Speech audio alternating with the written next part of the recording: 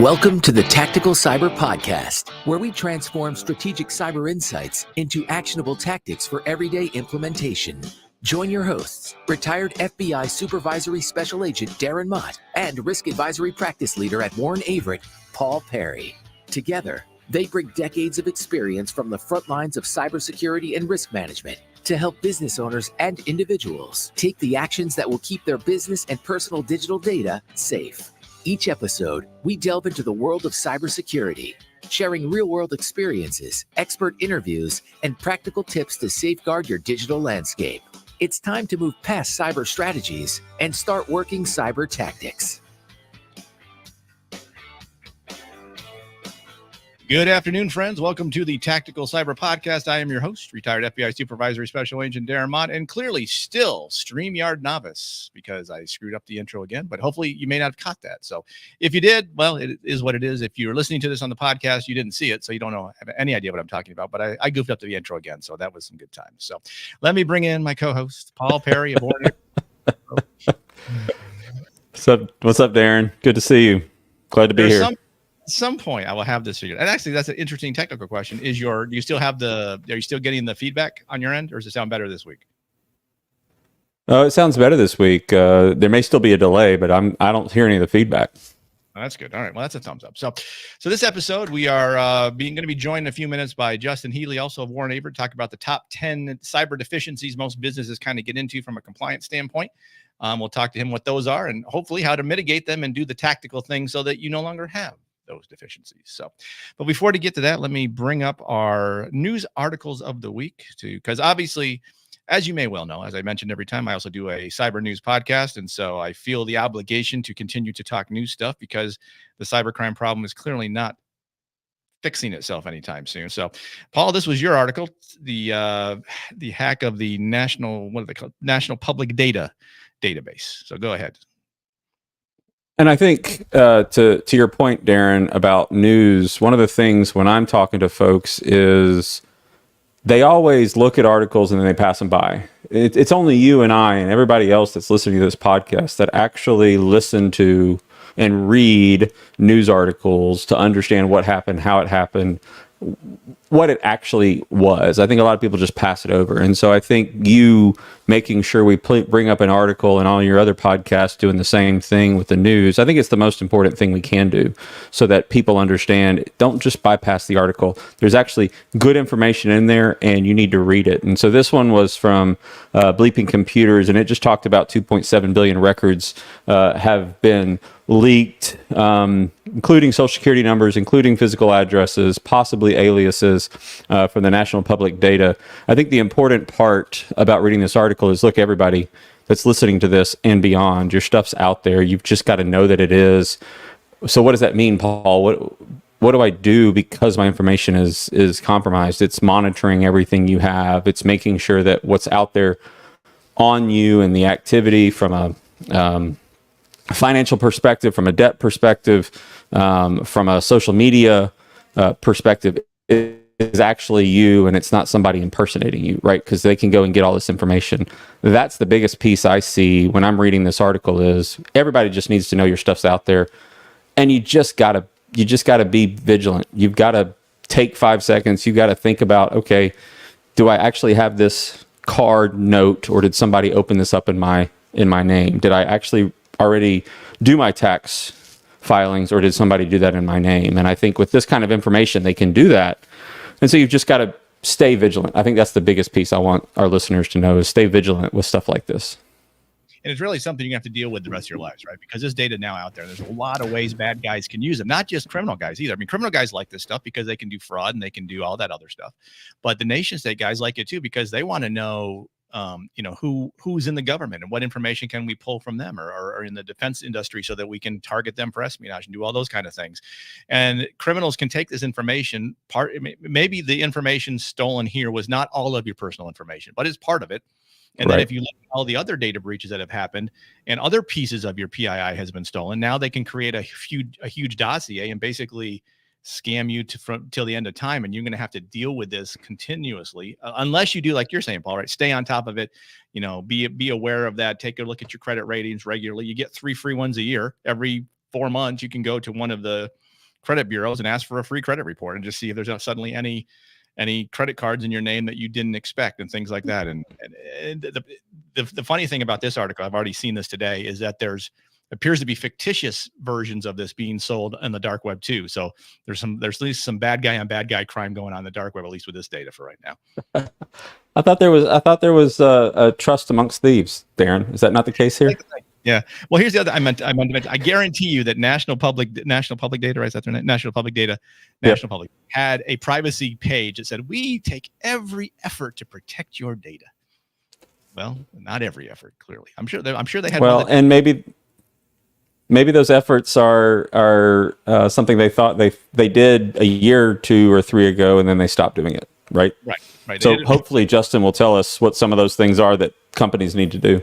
Right. They did it on the day they wrote the policy and published it. They were all over it, doing it all day long on that day. And then it kind of ended after that. All right. So mine is more of a good news story. So this is what I call from the good news file. Police recover $40 million from an international email scam. So this is from Lyon, France. Basically, it's from Interpol. Interpol did an international takedown of a group out of Singapore, I believe, is where the bad guys were. Basically, it was a business email compromise scam. I would take that back. So yeah, there was a commodity firm based in Singapore that filed a police report that they'd fallen victim to a business email compromise scam. This is where they either some bad guys got into their system or sent them a fake invoice. In this case, it appears they got a fake invoice from one of their vendors.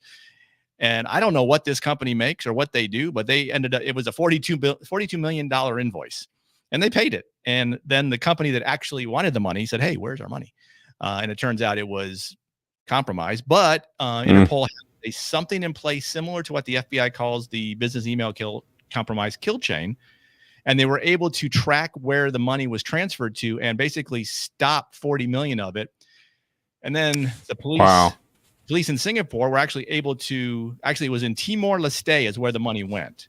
So they worked with authorities there. I believe that must be in Africa. I'm guessing that's an African country. I didn't look that up in the map, which would have been good for the podcast had I done that, but I did not. But I assume that's where that is. But they ended up arresting 9 people and getting $2 more million back. So thumbs up to Interpol for this. And this is kind of the key here to this is with business email compromise, you don't hear about it a lot in the news because ransomware gets the headlines. Business email compromise is 30 times more profitable to bad guys than ransomware. So that's why they do it. But if you find out you're the victim of this, then you report it in the US. If you report it within 48 hours of the FBI, you have a pretty good chance of getting your money back. And clearly, if it's in overseas in somewhere in an EU associated, Interpol associated country, if you reported them, you might be able to get it back as well. So thumbs up to them. Absolutely. Great job. Need more positive news like this. We don't always see it. It's always, I was a victim, 3 months ago, 4 months ago. Yep. Yeah, I'm going to do the Cyber Smart Morning News update. I'm going to do after this episode. There was an arrest out of the Cleveland division from a Russian guy. So that was another more good news. But that's for a different. That was your old stomping ground, right? It was my first squad. Yep, my first squad I ran. I was the supervisor for the cyber squad there in 2009 to 2011. Good times. The only problem with Cleveland is the weather in Cleveland is the problem in Cleveland. So awesome. Cleveland. So let's bring in Justin. Justin, thank you so much for taking the time to join us. Welcome to this Tactical Cyber Podcast. I was about to say Cyber Guy Podcast, but that is not where we're at here today. Thanks, Darren. I appreciate it. Excited to talk about IT controls. Hopefully something that our audience can kind of take away, some good best practices. So I'll set this up, Darren and Justin, to bring you in on this, and I think it's important that the first couple episodes we had of the Tactical Cyber Podcast, there was a lot of discussion about what are the things people need to be doing, and I think it's important. And the reason we wanted to kind of dive into this is a lot of organizations get assessments, a lot of organizations get SOC reports, get IT reviews, IT audits, you name it, they get it, right?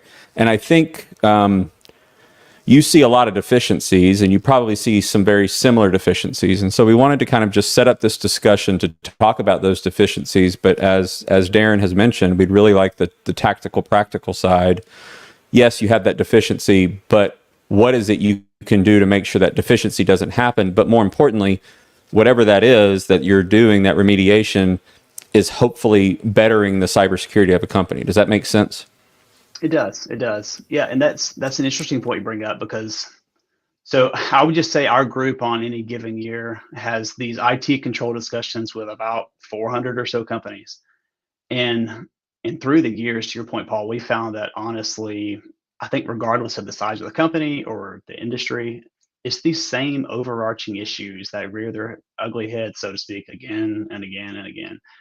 And yes, IT cybersecurity is changing at light speed, it feels like sometimes. But I think while the attack methods might change, strangely enough, some of these foundational issues are the same again and again.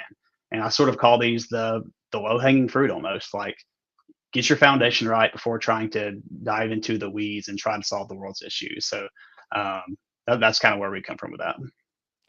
And when you talk about when we talk about controls and you talk about assessments or audits, some of this is industry specific. Probably there's probably some differences between the industries that are out there and what they should or shouldn't be doing, or laws within states or whatever that is. And is that an important thing to kind of discuss before you jump into this? Because some of this is probably people are going, well, there's not a piece of paper that says I need to do that, but they may not be aware. Is that right? That's right. Yeah. I mean, a lot of things we'll communicate were just general good best practices, right? But if you're in one of those industries like banks, credit unions, anyone financial services, insurance, you're going to say, hey, these are things that have been communicated, been required of us of years. So it's going to vary per industry. It may not be, hey, on this piece of paper, this regulation is required, but it's going to look a little different. So yeah, that's a great point to kind of preface that. So let's go ahead. Go Darren. So you said that these are the common. Why do you think it's the common ones? Like, what are we doing wrong?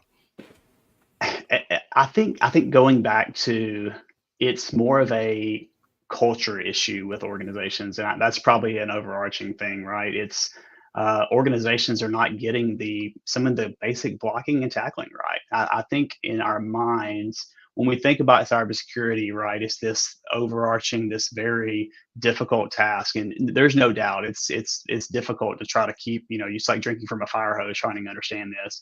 But it's some of this basic blocking and tackling that I think if we get back to the basics, that will really kind of help improve the cyber posture of some organizations. So start us off. What's the top one? What's the one you see all the time?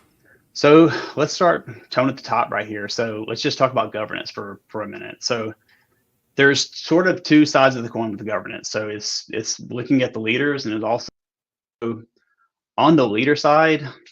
Oftentimes company leaders, they're just not bought into cybersecurity. And I know this is probably not a groundbreaking thing, right? But what they are saying, or it's just what they're saying and what they're doing just doesn't align, right? We sort of see this approach of, we're just going to kind of wait and see, kick the can down the road. We often hear, hey, our company, we're a little fish in a big pond. Hackers aren't targeting us. But the posture that we see and if unfortunately if a company does get breached, it looks very different, right? It's this kick the can, wait and see approach versus it's all hands on deck. Our hairs are on fire. What can we do to do this? So trying to communicate to organizations, like, if we can put some resources on the front side of this, it's a whole lot better. And then if you look at on the IT side, the communication with IT and with the company leaders is just lacking.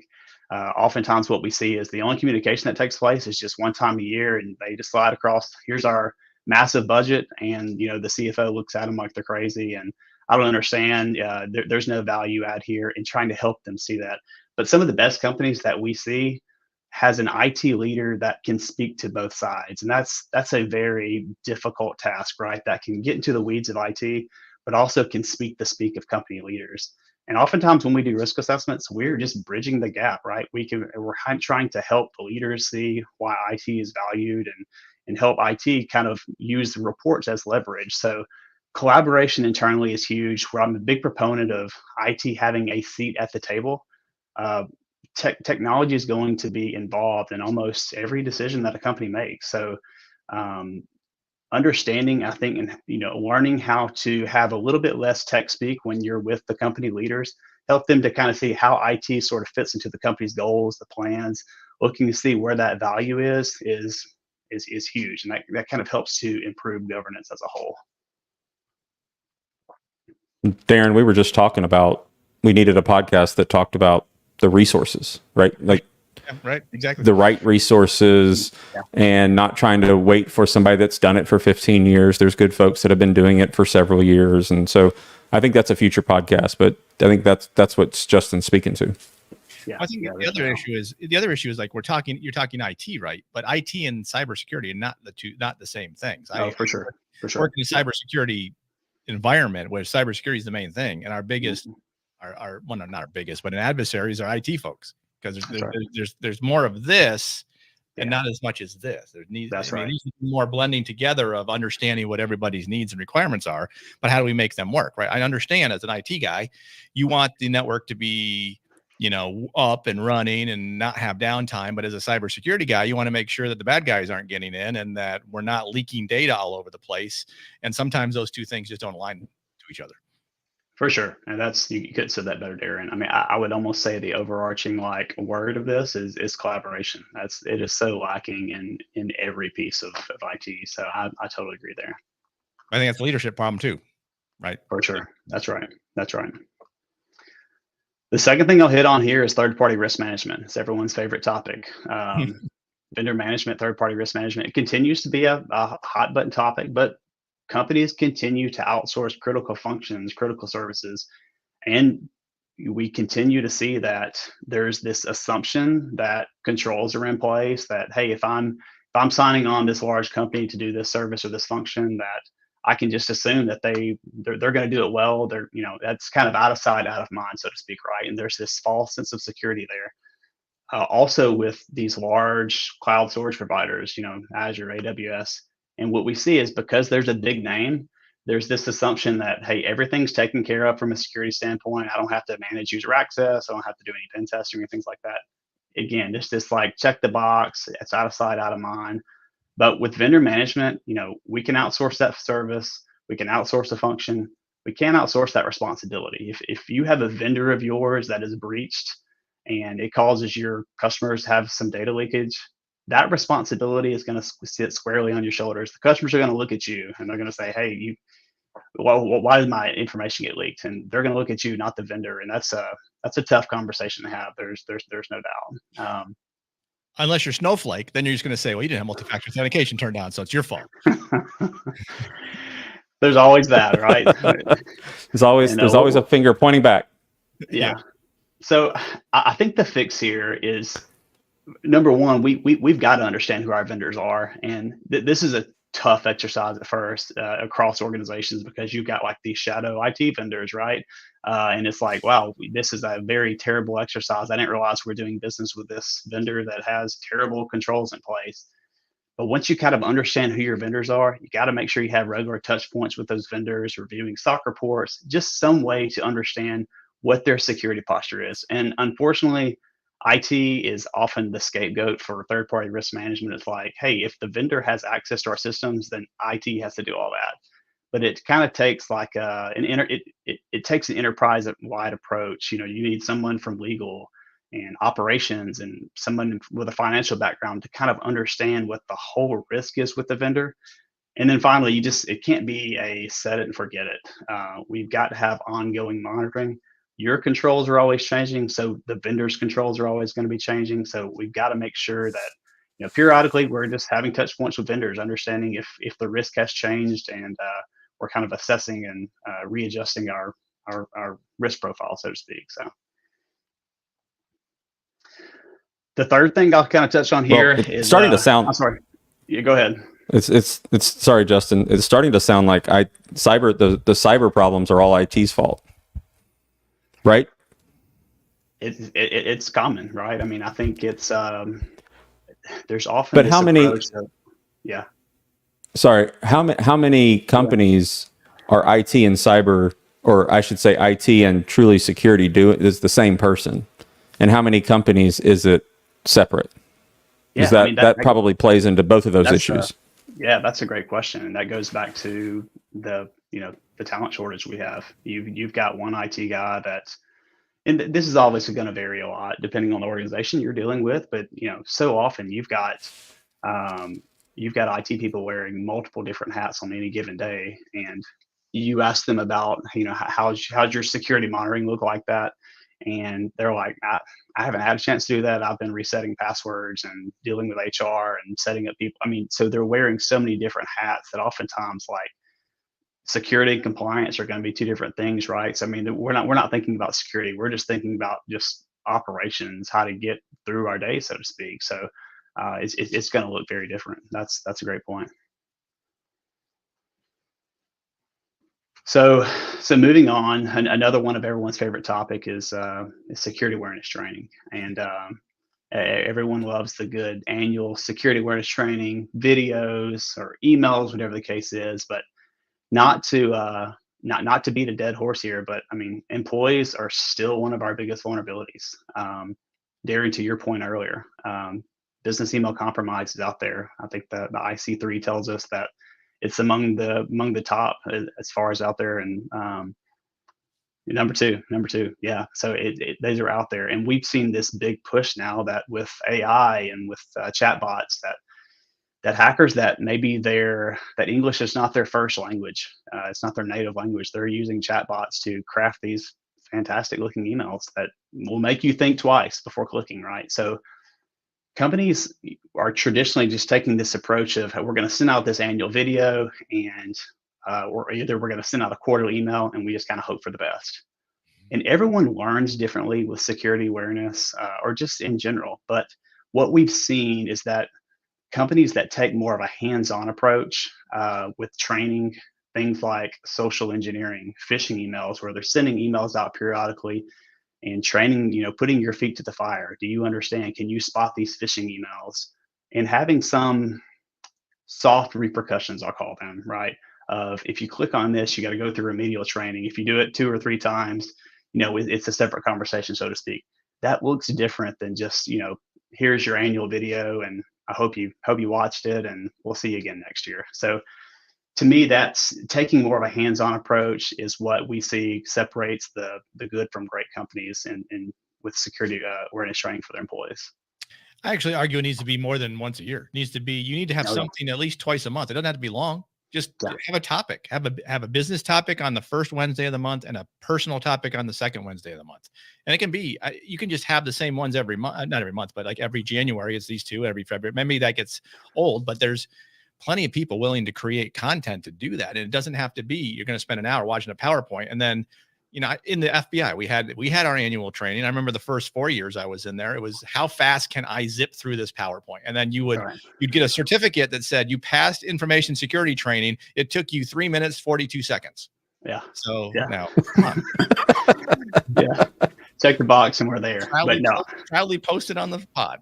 Yeah, that's right. But no, I totally agree, Darren. I think anytime you can kind of break those up into smaller bite-sized portions, whether it's email testing training, whether it's just these little quick tidbits, right? Instead of just doing it one time a year, it's always changing. There's always something you can push out. So that's key there.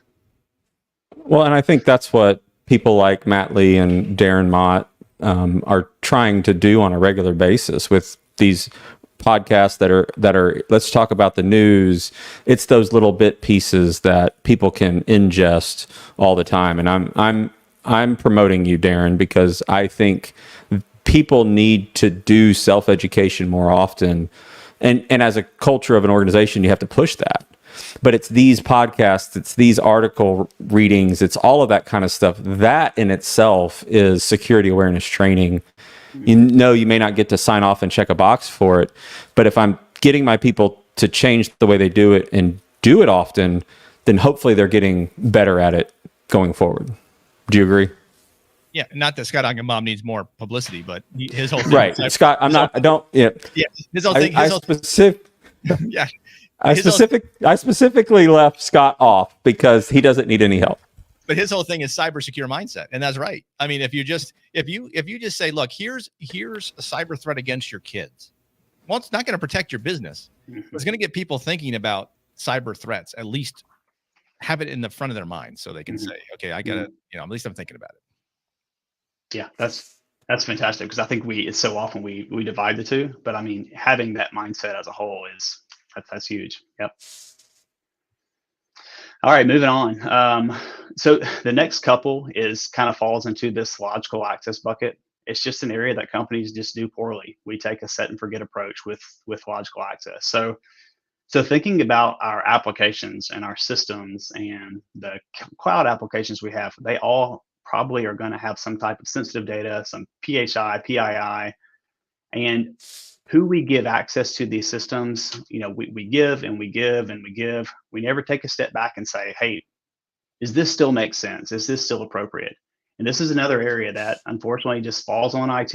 And a lot of times the line of business is the one should be taking the primary responsibility of saying, these are our applications. Are the people in here, do they have the right level of access? Does it sort of align with their job duties?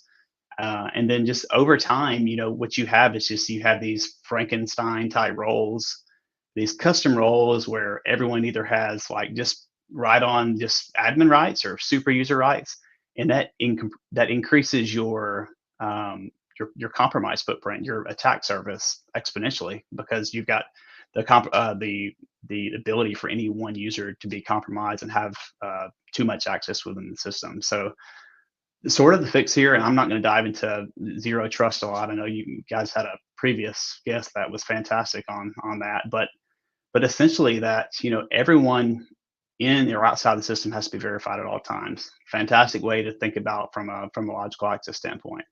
That can be very costly, obviously, but also another way you can think about this is just to have good role-based access.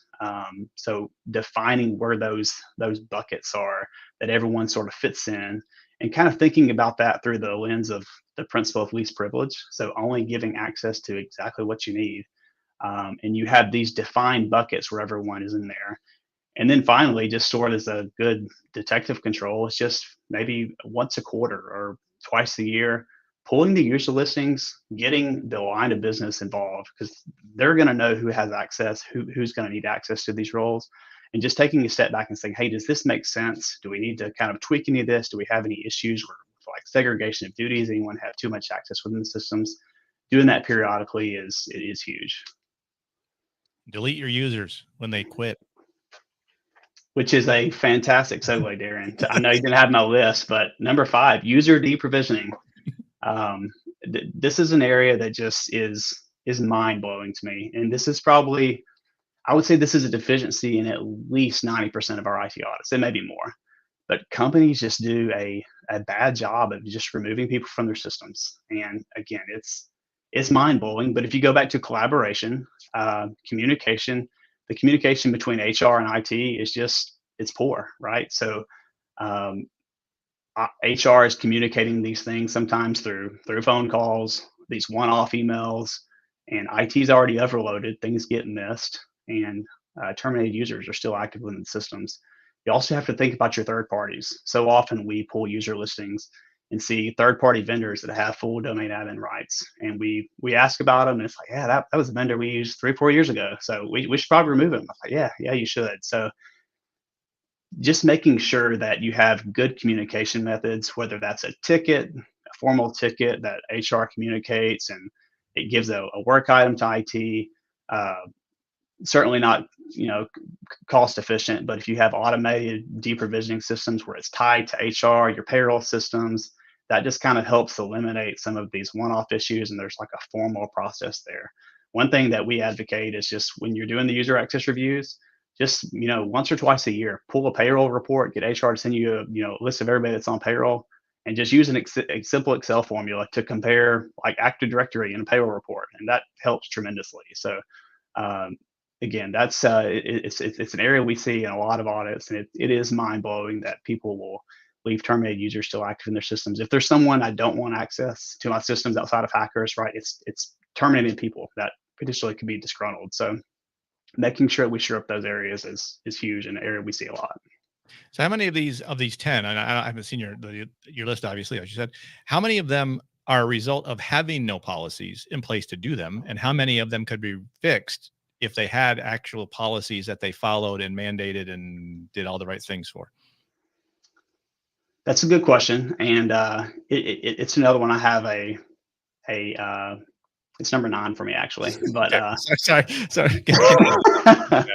Darren's reading my mail, I think, or seeing my, So, but I'm going to pop ahead to that one because that's a great point, Darren. So, with policies, as an auditor, I love good documentation, right? And I can appreciate a good policy. I'm not ever gonna argue if anyone has like good policies and procedures, but I'm not gonna go where you think I am with policies and procedures. Yes, policies and procedures are very important to making sure that your team is aligned, everyone's on the same page, especially for small companies. We often see small companies where you've got one or two people that's been there 10, 15, 20 years and they've got all this head knowledge, right? Making sure that's transferred to paper.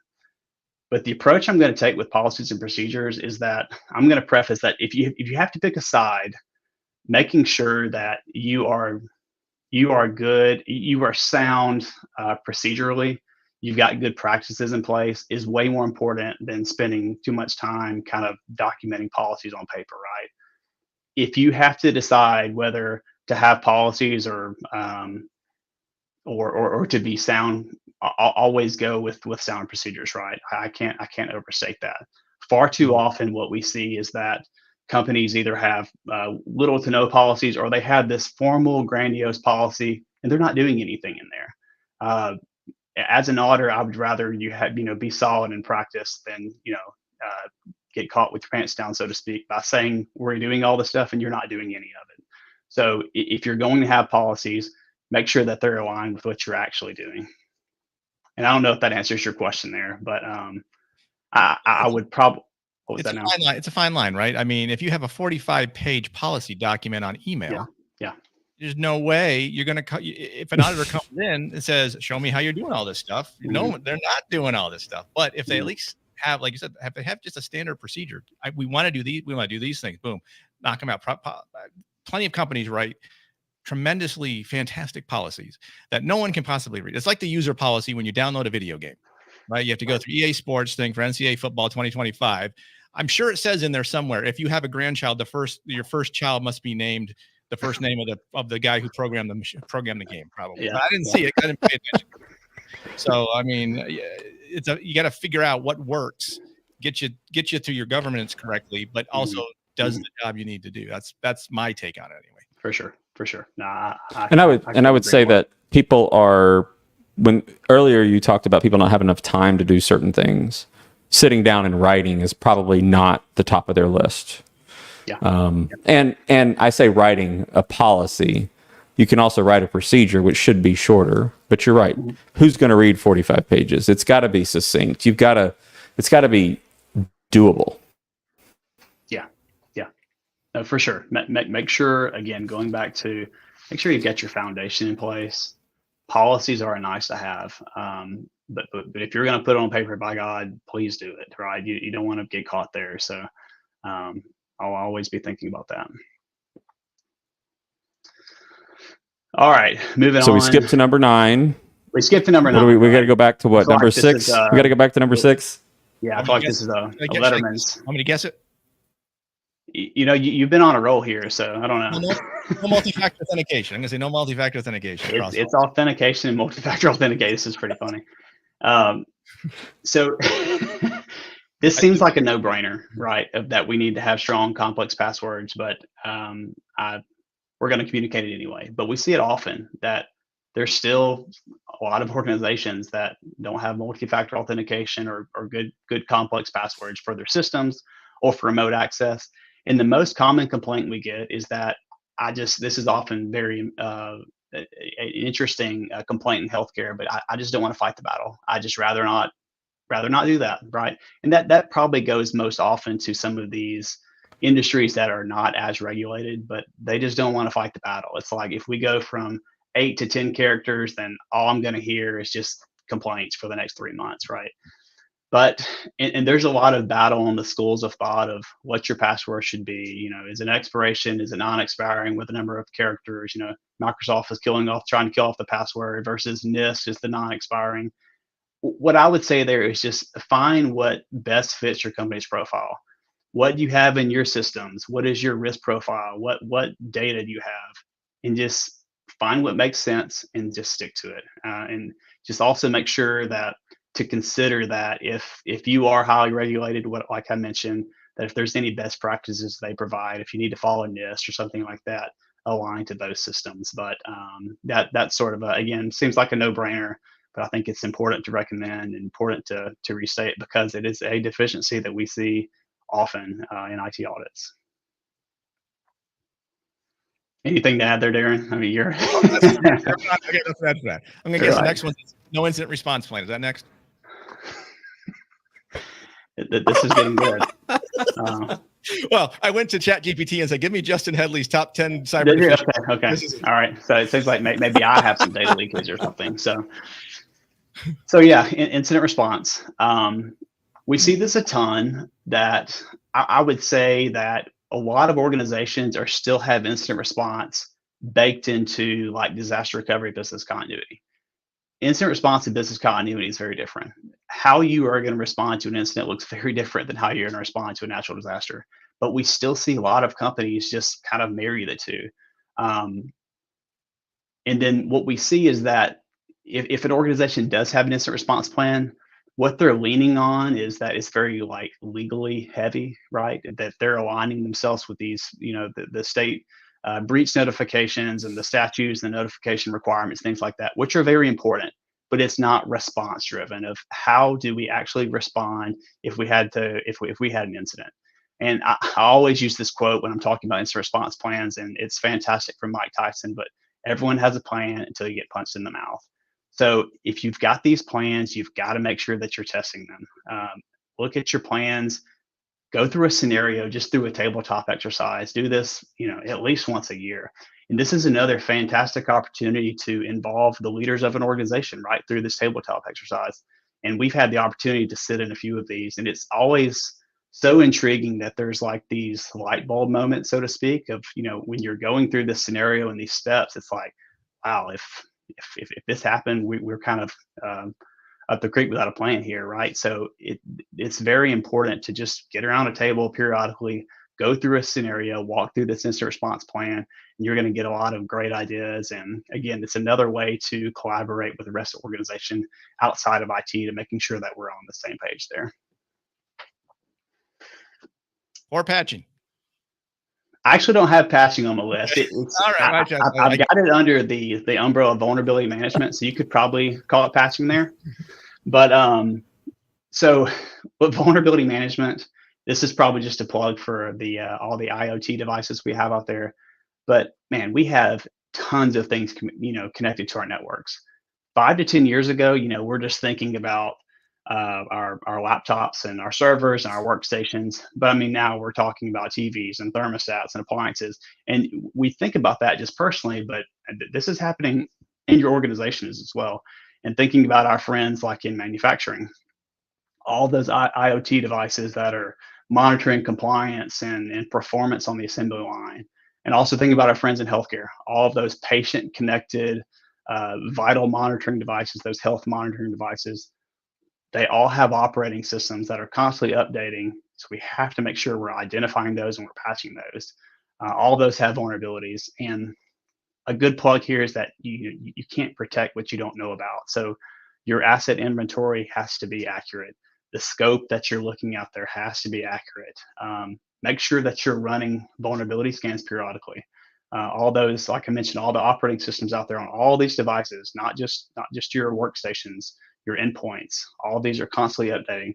So having a good vulnerability scan program that identifies those and kind of feeds into, to Darren's point, patch management, making sure all of that's updating periodically, that's huge and that's key. And then the third thing there with vulnerability management is just either whether you're doing this internally, we would prefer it to be externally, but have a pen test done periodically, internally and externally, just understand where your exploits are. You would much rather a white hat pen tester find your vulnerabilities than someone with malicious intent. So understand where your exploits are and just make sure you're passing them periodically. So we covered number 9, just around our policies and procedures and our thoughts there. The last thing I want to leave you with is just general security monitoring. And that was going to be my guess. Was it going to be good? I forgot to go to see if you could guess it there. See how good the chat bots were. But it's a very popular strategy, I think, in cybersecurity. Is that and don't get me wrong, there are a lot of fantastic vendors out there that have great tools, but there are no silver bullets in cybersecurity. So often we see in IT audits is that there's this strategy, so to speak, that, and sometimes this is driven from the company leaders of like, if we could get that whatever that tool is, that latest greatest tool is going to solve all of our issues. And so often what we see is that if organizations would just use the tools they had in place, it would be so much better than trying to find the latest greatest bolt-on application to our network, right?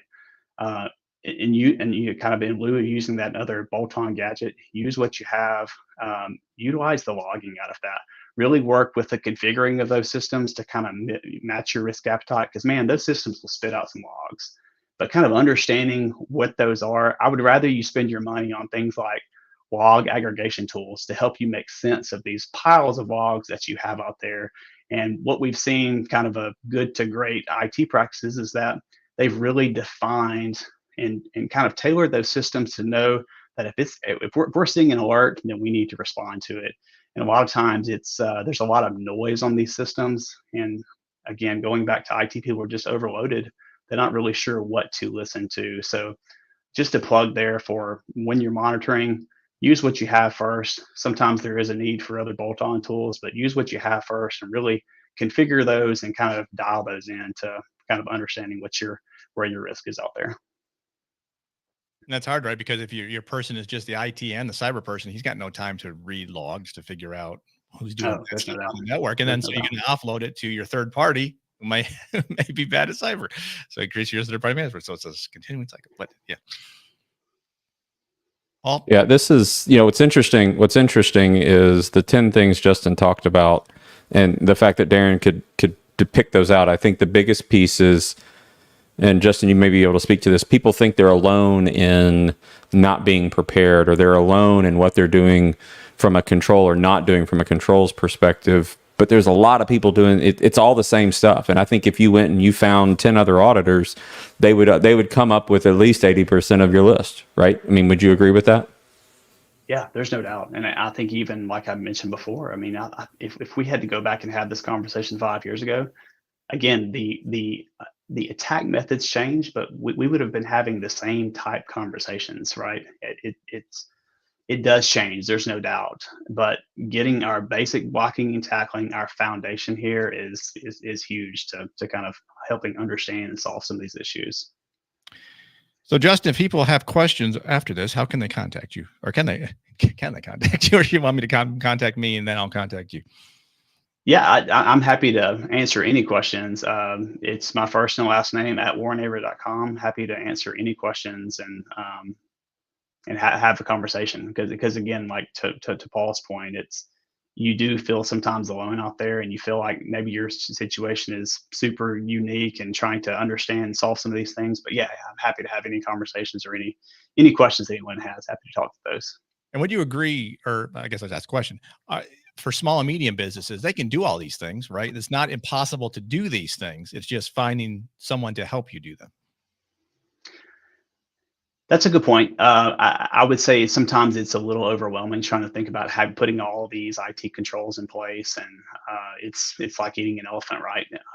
But if you could find a third-party provider to either kind of help you outsource some of these controls, or if it's more of, I don't know where I'm at, I don't know where to get started, finding a third-party provider to sort of risk assess and say, hey, you've got these 10 things you need to worry about, 10, 15 items.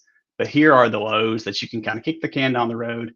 Here are the things you probably need to address today. This is a huge a risk that you need to address like day one, because man, hackers could really take advantage of this. So finding a third party provider to kind of help you understand some of those things and simplify some of it is huge. So of those 10, what are the top 3 a company should at least start with? Like, if let's say someone says, I'm not doing any of those things, what 3 should they start with? If you were the consultant, what would you say? Do these 3 first, and we'll worry about the others. Yeah, no doubt. So the first one, I'd say, we all have employees, right? Regardless of the size, start with security awareness training. All your employees they're on the front line, so to speak. They're getting these emails on a daily basis. So start with training your employees. There are some of these phishing programs out there have a low cost per year, right? There's not a huge dollar outlay. So start with training your employees. The second thing I'd say is we all have systems out there that to some extent have sensitive data.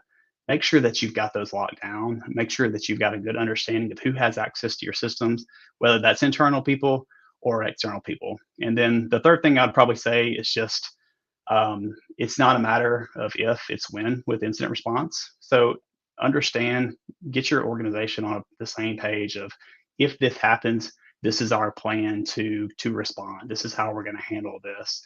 And whether that's, we can do that internally or we need a third party to sort of help with that. Make sure that you're on the same page with incident response, because again, it's not a matter of if, it's when. And if we could have a plan to respond, we're going to be better for it. And I would say to add to number 2 would be multi-factor authentication. That's part of locking the systems down, right? I mean, that's one that, Darren, you were in the FBI and you ran cyber. I mean, how many of those cases did you work where multi-factor authentication would have stopped it? All of them. Yeah, that logical access in that nutshell is huge, whether that's authentication or who has access to your systems. I couldn't agree more. All right. Well, Justin, well, thanks Justin, so much. we appreciate you coming on. Sorry, I appreciate you coming on and talking through this, and appreciate your insight for folks. Absolutely. Yeah, always happy to have the conversation. I think the more often that we as a cyber community can sort of come together and discuss these things, it helps us all as a whole, as the cyber community as a whole. So I appreciate the opportunity. I enjoyed it. Thank you, sir. All right, Paul, what do you got going on this week? Where can people find you? You speaking anywhere? Actually, yeah, I'm headed to Louisiana tomorrow for a conference down to do a cybersecurity and AI discussion, talking about what AI is and is not, and how it is impacting cybersecurity, but how it is creating another vulnerability for companies, I think, is the biggest piece. So yeah, I get to do that on Thursday, a couple other meetings throughout, but that's what I've got going on. What about you? I got a little podcast tomorrow with Corey Munson on PC Manic about my book, which I haven't. Awesome. But Get Cyber Smart, a user-friendly guide. Hold it up. So on and so forth. Yes. So I have your copy here. So next time you're in Huntsville, we'll play pickleball and I'll give you a copy. So we'll do that. So sounds good to me, sir. Always appreciate it. And thanks to all the listeners out there. All right, Paul. Thanks so much. And we'll talk soon. Thank you all for taking the time to download, listen, watch the podcast on replay on LinkedIn or on YouTube. As you go through your week, know that knowledge is protection. If we understand the threats targeting us, we can assess our risk, proceed wisely. As always, thanks so much for taking the time to download and listen to the podcast and all our other podcasts, Paul's podcast, my other podcast. If you have questions, thoughts, or comments, ideas for future show episodes, email me right there, Darren at thecyberguy.com, cyber spelled CYBUR. We will catch you again next time. Thank you for listening to the Tactical Cyber Podcast. Please note that the views and opinions expressed in this podcast are those of the hosts and guests and do not necessarily reflect the official policy or position of their respective employers. If you have thoughts, comments, or suggestions on the Tactical Cyber Podcast, email Darren at thecyberguy.com.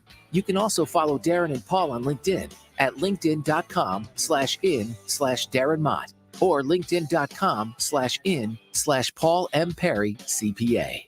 Paul Perry is a member of Warren Averett CPAs and Advisors, where he leads the firm's risk advisory and assurance services team, a group dedicated to optimizing businesses' financial, operational, and technology controls so that organizations can make strategic choices for sustained growth. Learn more at warrenaverett.com.